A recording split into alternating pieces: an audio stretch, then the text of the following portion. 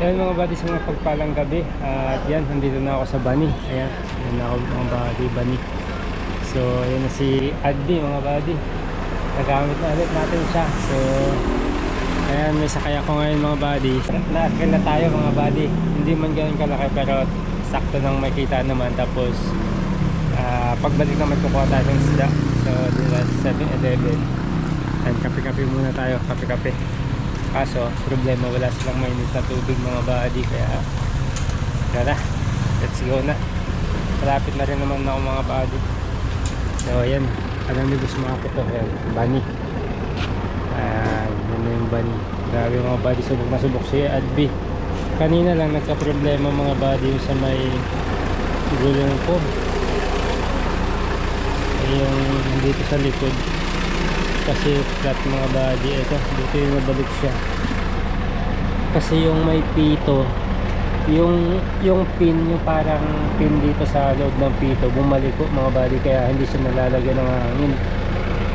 Kanina medyo malambot na talaga siya, kaya doon sa may gasolinahan kanina, kalimutan ko lang i-vlog mga buddy, pinaayos ko na lang, pero at least wala naman siyang singaw, kaya dito na lang siya ginagalaw. Tapos dahan-dahan na lang sa takbo.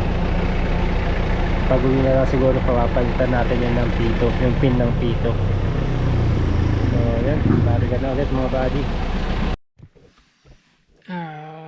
Yun mga buddy, good morning. So yun, narating na tayo. Hindi na ako nakapag-update sa inyo mga buddy kagabi kasi antok na talaga ako mga buddy. Actually, nandito pa ako sa sakyan. Dito na ako nakatulog mga buddy. Gawa ng anong oras na kami nakarating kagabi, alas 6 na.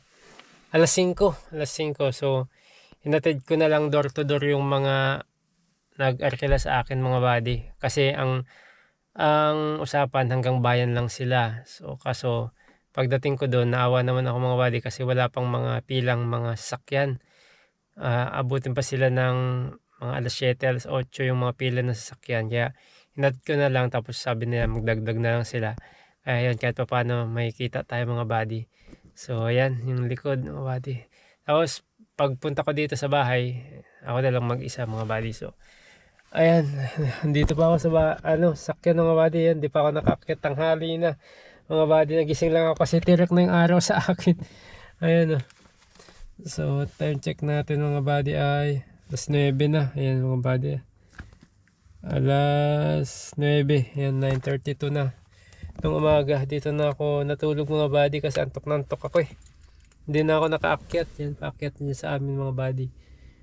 Yan, sa amin na dyan. So punta na tayo doon, tapos pahinga lang tayo, tapos punta tayo doon sa mga contact nating mga isda. Puntahan ko mamaya sila. Kung may darating mamayang hapon, biyahe ulit ako mamayang gabi para ma-dispose ulit natin yung mga isda naman ng umaga. Idadaan ko na ng palengke mga buddy kasi may contact din ako dun sa pwesto.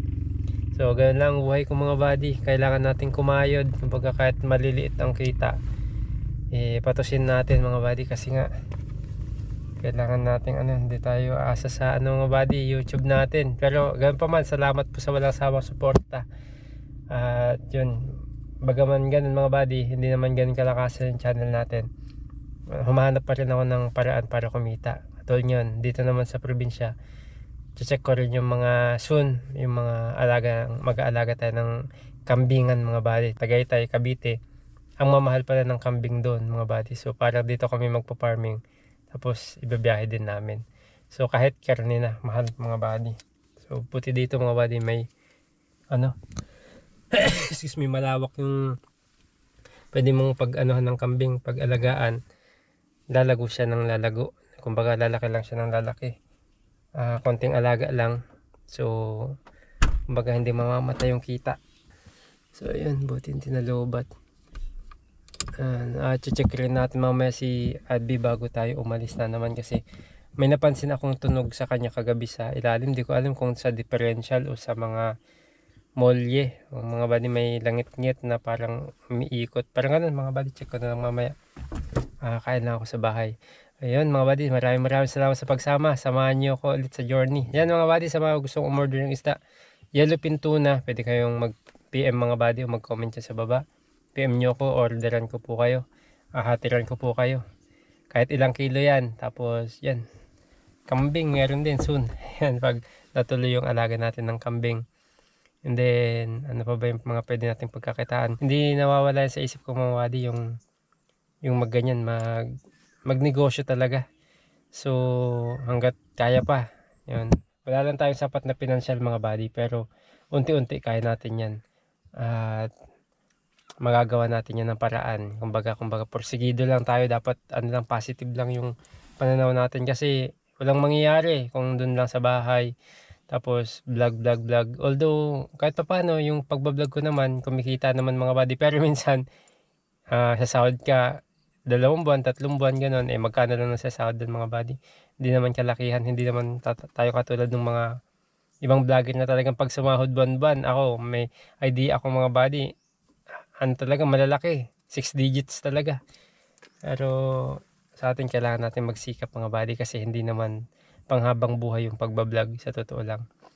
Tsaka habang kaya pa ng katawan natin, malakas, mas maganda yung pinagtatrabahuhan natin. Pero hindi ko naman sasabing masama ang pagbablog. Depende yun kung maganda ang takbo ng channel. Oo, sige push. Pero kung hindi naman ganun, ay wag iasa sa vlog ang kabuhayan mga buddy. Habang malakas pa. Kumbaga, mas masarap yung pinagpapaguran at pinagpapawisan natin. Ika nga. So, yun. Tsaka, para at least pagdating ng panahon, ng araw, may ano pa, kapag tumanda ka na, may alam kang sideline. Paano yung pag tumanda ka, pag vlog lang ng alam mo. Pag tumanda ka na, wala nang vlog. O yun lang, wala ka nang alam na sideline. So, yun mga buddy. Yun.